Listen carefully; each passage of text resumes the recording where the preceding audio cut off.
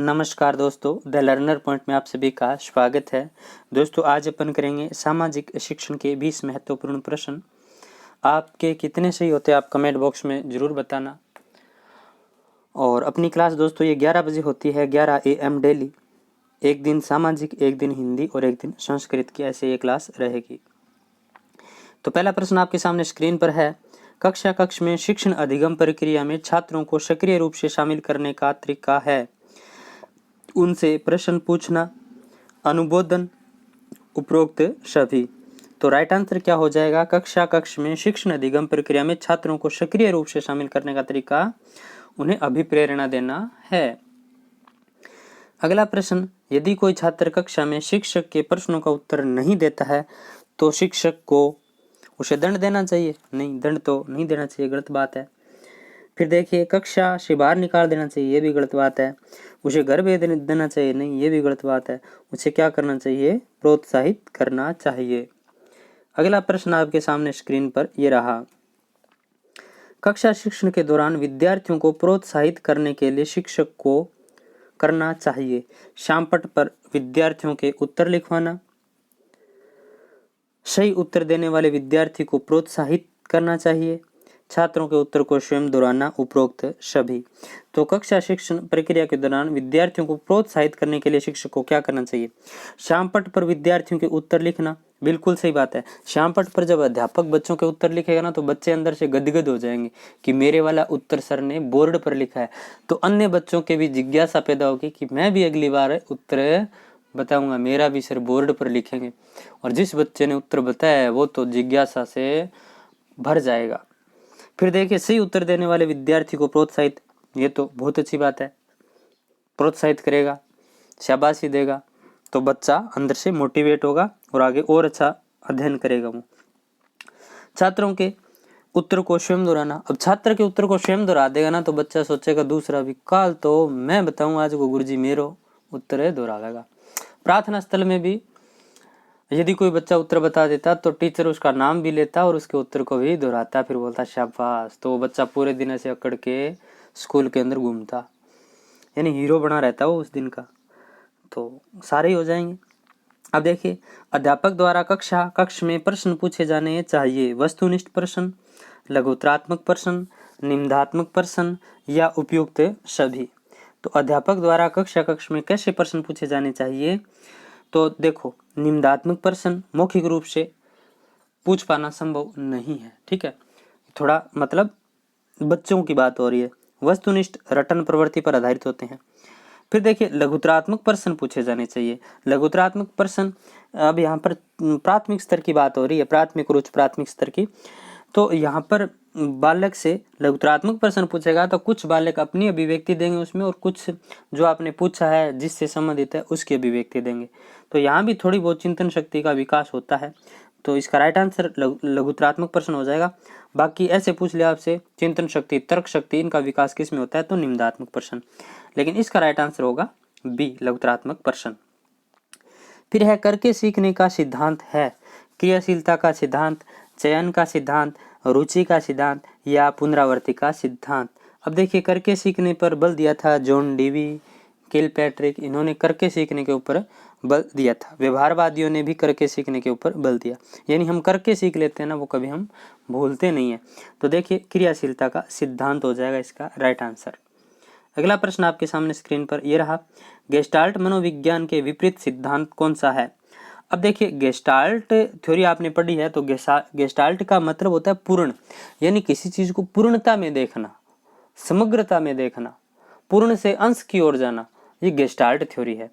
लेकिन इसका विपरीत क्या हो जाएगा? विभाजन का सिद्धांत, सीधी सी बात है, विभाजन का सिद्धांत। अगला प्रश्न आपके सामने स्क्रीन पर यह रहा। निम्नलिखित में से कौन सी दृश्य सामग्री नहीं है? सबसे पहले देखिए, चार्ट आती है तो चार्ट तो सीधी सी बात है दृश्य सामग्री है। मानचित्र बिल्कुल दृश्य सामग्री है। फिर देखिए, एपीडाइस्कोप। अब एपीडाइस्कोप है, इसको प्रोजेक्टर बोलते हैं। क्या? ओवरहेड प्रोजेक्टर, आपने सुना हो ना, OHP। तो ये प्रोजेक्टर होता है। क्या होता है? प्रोजेक्टर। आपने उत्कर्ष क्लास में जब टीचर पढ़ाते हैं तो आपने पुरानी क्लास में आपने देखा होगा, जब लेक्चर स्टैंड के ऊपर वो पढ़ाते हैं तो ऊपर एक ऐसे डंडे सी, ऊपर एक ऐसे लाइट सी लगी रहती है, वो एपिडाइस्कोप यानी वो प्रोजेक्टर होता है, ठीक है, और उससे उसके ऊपर आती है वो चीज़ सारी की सारी क्या नाम, बोर्ड के ऊपर आती है, और बोर्ड के ऊपर अपन क्या करते हैं, देखते हैं। तो ये भी दृश्य है। अब जिसके आगे जिसमें फोनो नाम आ जाए ना, फोनो, तो वो हमेशा ही सर्वे होती है। टेलीफोन, ग्रामोफोन है, फोनोग्राम, तो ये सर्वे सामग्री है। अगला प्रश्न आपके सामने स्क्रीन पर ये रहा, सामाजिक विज्ञान में कक्ष प्रक्रिया विकसित करने में सहायक होता है। ज्ञान, कुशलता, अभिव्यक्ति या उपरोक्त सभी। तो सामाजिक विज्ञान में कक्ष प्रक्रिया विकसित करने में सहायक होता है। तो बताइए, ज्ञान, कुशलता, अभिव्यक्ति या उपरोक्त सभी। तो इसका राइट आंसर क्या हो जाएगा, उपरोक्त सभी। ज्ञान, कुशलता, अभिव्यक्ति, तो ये उपरोक्त सभी। अगला प्रश्न आपके सामने स्क्रीन पर ये रहा, विद्यार्थियों को प्रदान किया गया शिक्षण कब प्रभावी हो सकता है। अध्यापक को विषय का गहन ज्ञान हो, बालकों की विषय में रुचि हो, बालकों के मानसिक स्तर के अनुरूप शिक्षा दी जाए, एक ही कक्षा वस्तु को कई बार दोहराया जाए। तो देखिए, मानसिक स्तर के अनुरूप शिक्षा दी जाए, व्यक्तिगत भिन्नता का सिद्धांत, तो बिल्कुल यही हो जाएगा राइट आंसर, ऑप्शन नंबर 3। तभी प्रभावी हो सकता है जब बालकों के मानसिक स्तर के अनुसार शिक्षा दी जाए। अब मैं मान के चलो 1857 की क्रांति 10वीं क्लास में पढ़ा कर आया, वही मैं 1857 की क्रांति में 8वीं क्लास में पढ़ाऊंगा, तो क्या दोनों में अंतर नहीं होगा? बिल्कुल अंतर होगा। यदि मैं 10वीं क्लास में जो 1857 की क्रांति पढ़ा कर आया वो 8वीं में पढ़ा रहा हूँ तो बेवकूफ़ हूँ मैं 12वीं क्लास में पढ़ा कर आ रहा हूँ 1857 की क्रांति, वही मैं वहाँ पढ़ा रहा हूँ 8वीं क्लास में, तो मैं बेवकूफ़ हूँ। क्यों? क्योंकि जब 12वीं क्लास में जब मैं 1857 की क्रांति पढ़ाऊँगा ना, तो मैं उसका अच्छा पक्ष बुरा पक्ष सब पढ़ाऊँगा वहाँ पर, यानी आलोचनात्मक रूप से बालक सोच सके इस तरह से पढ़ाऊंगा। लेकिन जो प्राथमिक स्तर और उच्च प्राथमिक स्तर होता है वहाँ पर ऐसी चीज़ें नहीं बताई जाती, वहाँ पर शौर्य की बातें बताई जाती है, क्रांतिकारियों की बातें बताई जाती है, ठीक है, देशभक्ति की बातें बताई जाती है, तो वहाँ पर उस तरीके से पढ़ाई जाएगी, तो मानसिक स्तर के रूप शिक्षा दी जाए। अगला प्रश्न आपके सामने स्क्रीन पर यह रहा, प्रभावी एवं सफल शिक्षण के लिए क्या अधिकाधिक आवश्यक है। विद्यार्थियों को नोट्स लिखवाना, व्यवहारिक उदाहरण द्वारा विषय को स्पष्ट करना, शामपट का उपयोग करना, साहित्यिक भाषा का उपयोग करना। तो देखिए, विद्यार्थियों को नोट्स लिखवा कर आप क्या करोगे, ठीक है, व्यवहारिक उदाहरण दो ना, तो ये सारी चीजें इसके आगे गुण है। व्यवहारिक उदाहरण द्वारा विषय को स्पष्ट करना, यदि आपने उदाहरण देकर किसी चीज को समझा दिया बालक को, तो उसको व्यवहारिक जीवन में अप्लाई भी कर सकता है उस चीज को, और वो खुद भी अन्य एग्जाम्पल उस जैसे बढ़ा सकता है। मैं कक्षा के अंदर किताब का जो लेसन है पढ़ाकर आ गया वैसा का वैसा, और मैं बाहर आ गया और मैं बाहर आकर ऐसे सोचता हूँ चलो मैंने आज बच्चों को एक पाठ है पढ़ा दिया। अरे जो मैं पाठ पढ़ा कर आया हूँ या तू पढ़ा कर आया है वो पाठ तो उसकी माँ पढ़ा सकती है, उसके पापा पढ़ा सकते हैं, उसका बड़ा भाई पढ़ा सकता है, तूने कौन सा तीर गाड़ दिया।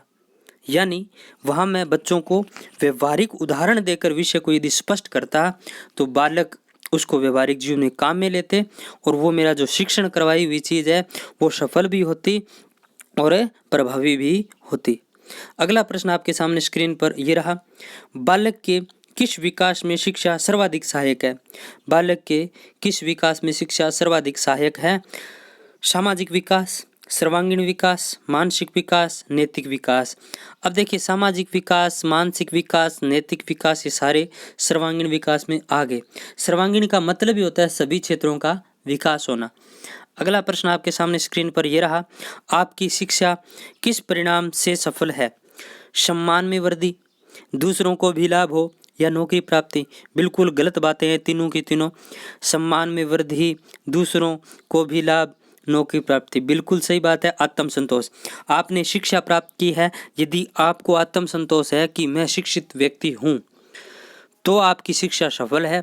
नहीं, अगर आप में आत्मसंतोष नहीं है तो आप चाहे करोड़ों रुपए कमा लो, चाहे आप कितना ही सम्मान पालो, या दूसरों को आपसे कितना ही लाभ हो जाए, आपकी शिक्षा का परिणाम सफल नहीं है। जब तक आपको आत्मसंतोष नहीं है। अगला प्रश्न, निम्नलिखित सामाजिक संस्थाओं में किसका सामाजिकरण में सबसे अधिक योगदान है? अब देखिए यहाँ शब्द पकड़ा करो आप, यहाँ पूछ रहा है वो सबसे अधिक योगदान। तो देखिए परिवार का, पड़ोस का, विद्यालय का या सामाजिक वर्ग का। तो परिवार का सबसे ज़्यादा योगदान होता है सामाजिकरण में बजाय कि इनके। ठीक है, यहाँ सबसे अधिक नहीं होता तो ये 3 ऑप्शन में ये दे देता, तो उपरोक्त सभी दे देता तो सारे हो जाते। ठीक है, अगला प्रश्न आपके सामने स्क्रीन पर ये रहा, वर्तमान में शिक्षण विधियों के केंद्र में कौन है? तो सीधी सी बात है, वर्तमान जो शिक्षण प्रणाली है वो बाल केंद्रित है। क्या है? बाल केंद्रित। इसलिए तो आपको बाल मनोविज्ञान पढ़ाया जाता है, बाल केंद्रित है। आपके चाइल्ड डेवलपमेंट एंड पेडागोजी लगती है, शिक्षा मनोविज्ञान नहीं लगती। ठीक है, यानी बाल मनोविज्ञान लगती है आपको, और पढ़नी भी आपको मनोविज्ञान, बाल मनोविज्ञान के स्तर की है, ना कि सेकंड ग्रेड फर्स्ट ग्रेड के स्तर की। ठीक है, तो देखिए इसका राइट आंसर हो जाएगा बालक। अगला प्रश्न आपके सामने स्क्रीन पर ये रहा, सीखने की प्रक्रिया में प्रमुख मनोवैज्ञानिक तत्व निम्नलिखित में से कौन सा है? पुरस्कार एवं दंड की व्यवस्था, सीखने की विधि, सिखाने की विधि या अनुशासन। तो राइट आंसर क्या हो जाएगा? पुरस्कार व दंड। सीखने की प्रक्रिया में प्रमुख मनोवैज्ञानिक तत्व है पुरस्कार और दंड की व्यवस्था। स्किनर का सिद्धांत है जो पुरस्कार या पुनर्वलन, वो पुरस्कार किस तरह से दिए जाएं, पुरस्कार की श्रेणियाँ, तो वो आप जरूर देखना अपनी बुक में। मनोवैज्ञानिक दृष्टि से सही अनुशासन निम्नलिखित में से कौन सा है?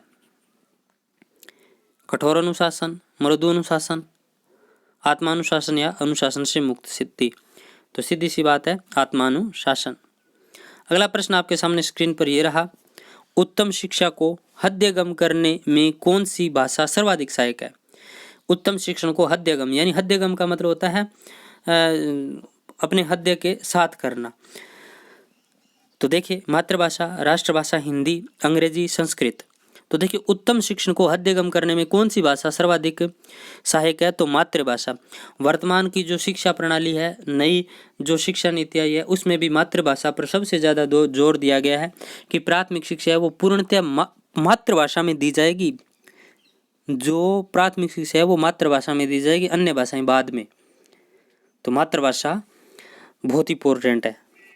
तो ये थे दोस्तों आज के सामाजिक अध्ययन के आपके महत्वपूर्ण प्रश्न। आपको कैसा लगा वीडियो आप कमेंट बॉक्स में ज़रूर बताना। कल फिर मिलते हैं 11 बजे।